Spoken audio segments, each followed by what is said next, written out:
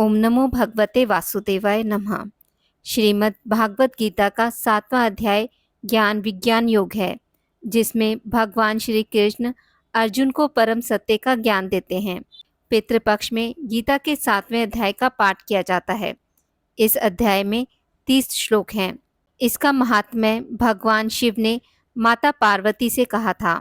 भगवान शिव कहते हैं, हे पार्वती, अब मैं 7वें अध्याय का महात्म्य बतलाता हूँ, जिसे सुनकर कानों में अमृत राशि भर जाती है। पाटलिपुत्र नामक एक दुर्गम नगर है, जिसका गोपुर द्वार बहुत ही ऊंचा है। उस नगर में शुकर्ण नामक एक ब्राह्मण रहता था। उसने वैश्यवृत्ति का आश्रय लेकर बहुत धन कमाया, किंतु ना तो कभी पितरों का तर्पण किया और ना देवताओं का पूजन ही। वह धन उपार्जन में तत्पर होकर राजाओं को ही भोज दिया करता था। एक समय की बात है, उस ब्राह्मण ने अपना चौथा विवाह करने के लिए पुत्रों और बंधुओं के साथ यात्रा की। मार्ग में आधी रात के समय जब वह सो रहा था, तब एक सर्प ने कहीं से आकर उसकी बाह में काट लिया। उसके काटते ही ऐसी अवस्था हो गई कि मणि, मंत्र और औषधि आदि से भी उसके शरीर की रक्षा असाध्य जान पड़ी। तत्पश्चात कुछ ही क्षणों में उसके प्राण पखेरु उड़ गए और वह प्रेत बना। फिर बहुत समय के बाद वह प्रेत सर्प योनि में उत्पन्न हुआ। उसका वित्त धन की वासना में बंधा था। उसने पूर्व वृत्तांत को स्मरण करके सोचा, मैंने घर के बाहर करोड़ों की संख्या में अपना जो धन गाड़ रखा है, उससे इन पुत्रों को वंचित करके स्वयं ही उसकी रक्षा करूंगा। सांप की योनि से पीड़ित होकर पिता ने एक दिन स्वप्न में अपने पुत्रों के समक्ष आकर अपना मनोभाव बताया। तब उसके पुत्रों ने सवेरे उठकर बड़े विस्मय के साथ एक दूसरे से स्वप्न की बातें कही। उनमें से मंझला पुत्र कुदाल हाथ में लिए घर से निकला और जहां उसके पिता सर्प योनि धारण करके रहते थे, उस स्थान पर गया। यद्यपि उसे धन के स्थान का ठीक ठीक पता नहीं था, तो भी उसने चिन्हों से उसका ठीक निश्चय कर लिया और लोभ बुद्धि से वहां पहुंचकर बॉबी को खोदना आरंभ किया। तब उस बॉबी से बड़ा भयानक सांप प्रकट हुआ और बोला, ओ मूढ़, तू कौन है? किस लिए आया है? यह बिल क्यों खोद रहा है? किसने तुझे भेजा है? ये सारी बातें मेरे सामने बता। पुत्र बोला, मैं आपका पुत्र हूँ। मेरा नाम शिव है। मैं रात्रि में देखे हुए स्वप्न से विस्मित होकर यहाँ का स्वर्ण लेने के कौतूहल से आया हूँ। पुत्र की यह वाणी सुनकर वह सांप हंसता हुआ उच्च स्वर से इस प्रकार स्पष्ट वचन बोला, यदि तू मेरा पुत्र है तो मुझे शीघ्र ही बंधन से मुक्त कर। मैं अपने पूर्व जन्म के गाड़े हुए धन के लिए सर्प योनि में उत्पन्न हुआ हूँ। पुत्र बोला, पिताजी, आपकी मुक्ति कैसे होगी? इसका उपाय मुझे बताइए, क्योंकि मैं इस रात में सब लोगों को छोड़कर आपके पास आया हूँ। पिता बोला, बेटा, गीता के अमृत में 7वें अध्याय को छोड़कर मुझे मुक्त करने में तीर्थ, दान, तप और यज्ञ भी सर्वथा समर्थ नहीं है। केवल गीता का 7वां अध्याय ही प्राणियों को जरा मृत्यु आदि दुखों को दूर करने वाला है। पुत्र, मेरे श्राद्ध के दिन गीता के 7वें अध्याय का पाठ करने वाले ब्राह्मण को श्रद्धा पूर्वक भोजन कराओ। इससे निसंदेह मेरी मुक्ति हो जाएगी। वत्स, अपनी शक्ति के अनुसार पूर्ण श्रद्धा के साथ निर्वैसी और वेद विद्या में प्रवीण अन्य ब्राह्मणों को भी भोजन कराना। सर्प योनि में पड़े हुए पिता के ये वचन सुनकर सभी पुत्रों ने उसकी आज्ञा अनुसार तथा उससे भी अधिक किया। तब शुकर्ण ने अपने सर्प शरीर को त्याग कर दिव्य देह धारण किया और सारा धन पुत्रों के अधीन कर दिया।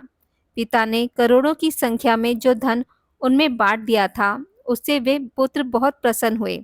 उनकी बुद्धि धर्म में लगी हुई थी, इसलिए उन्होंने बावली, कुआं, पोखर, यज्ञ तथा देव मंदिर के लिए उस धन का उपयोग किया और अन्नशाला भी बनवाई। तत्पश्चात 7वें अध्याय का सदा जप करते हुए उन्होंने मोक्ष प्राप्त किया।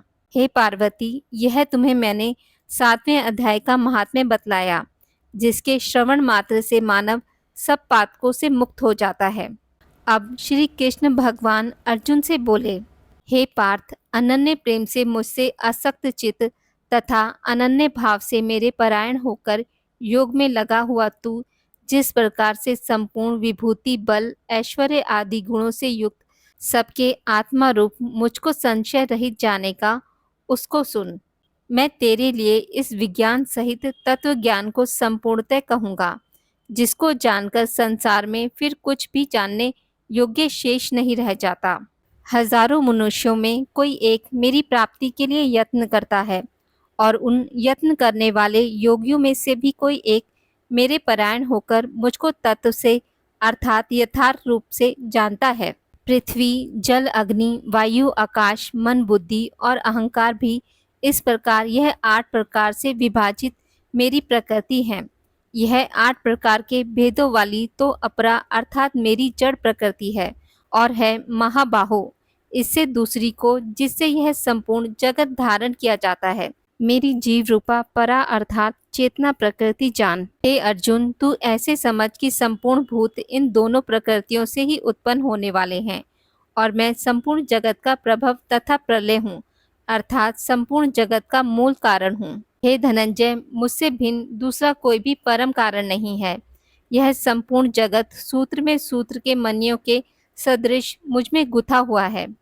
हे अर्जुन, मैं जल में रस हूँ, चंद्रमा और सूर्य में प्रकाश हूँ, संपूर्ण वेदों में ओंकार हूँ, आकाश में शब्द और पुरुषों में पुरुषत्व हूँ। मैं पृथ्वी में पवित्र गंध और अग्नि में तेज हूँ, तथा संपूर्ण भूतों में उनका जीवन हूँ, और तपस्वियों में तप हूँ। हे अर्जुन, तू संपूर्ण भूतों का सनातन बीज मुझको ही जान।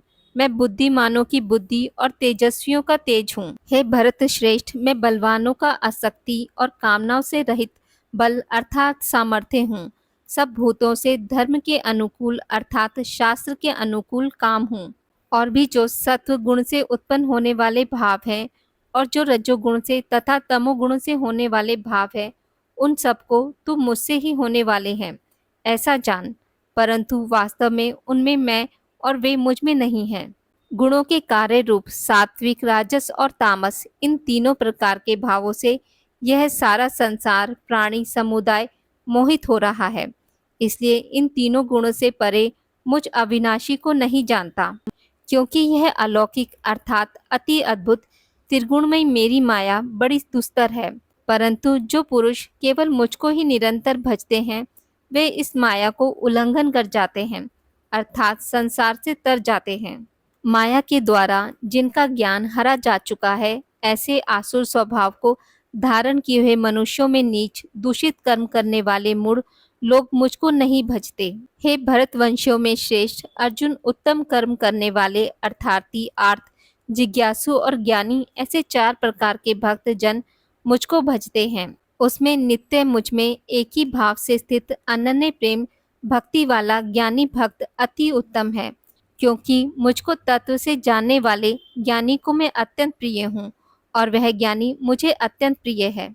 ये सभी उद्धार हैं, परंतु ज्ञानी तो साक्षात मेरा स्वरूप ही है, ऐसा मेरा मत है। क्योंकि वह मदगत मन बुद्धि वाला ज्ञानी भक्त अति उत्तम गति स्वरूप मुझ में ही अच्छी प्रकार स्थित है। बहुत जन्मों के अंत के जन्म में तत्व ज्ञान को प्राप्त पुरुष सब कुछ वासुदेव ही हैं, इस प्रकार मुझको भजता है। वह महात्मा अत्यंत दुर्लभ है। उन भोगों की कामना द्वारा जिनका ज्ञान हरा जा चुका है, वे लोग अपने स्वभाव से प्रेरित होकर उस नियमों को धारण करके अन्य देवताओं को भेजते हैं, अर्थात पूजते हैं। जो सकाम भक्त जिस जिस देवता के स्वरूप को श्रद्धा से पूजना चाहता है, उस भक्त की श्रद्धा को मैं उसी देवता के प्रति स्थिर करता हूँ। वह पुरुष उस श्रद्धा से युक्त होकर उस देवता का पूजन करता है, और उस देवता से मेरे द्वारा ही विधान किए हुए उन इच्छित भोगों को निस्संदेह प्राप्त करता है।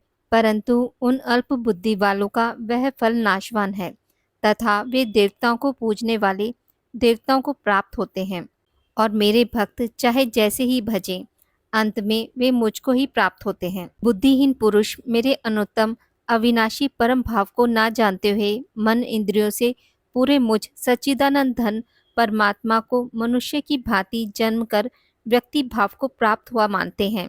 अपनी योग माया से छिपा हुआ मैं सबके प्रत्यक्ष नहीं होता, इसलिए यह अज्ञानी जन समुदाय मुझ जन्म रहित अविनाशी परमेश्वर को नहीं जानता, अर्थात मुझको जन्मने मरने वाला समझता है।